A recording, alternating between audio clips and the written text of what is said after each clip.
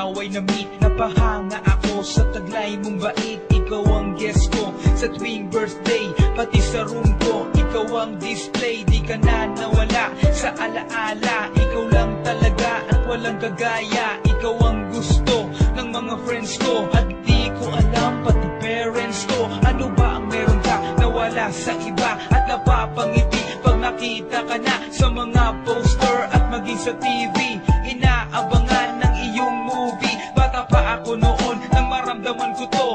Ayoko ng iba, ikaw ang gusto ko. At sa aaminin ko, maniwala ka, mas gusto kita kaysa kay Darna. You were always gonna be mine.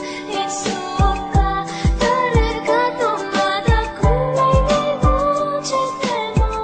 I remember to love you taught me how. You were always gonna be the one. 희망마다 가나시라고 소녀 하나라시였나.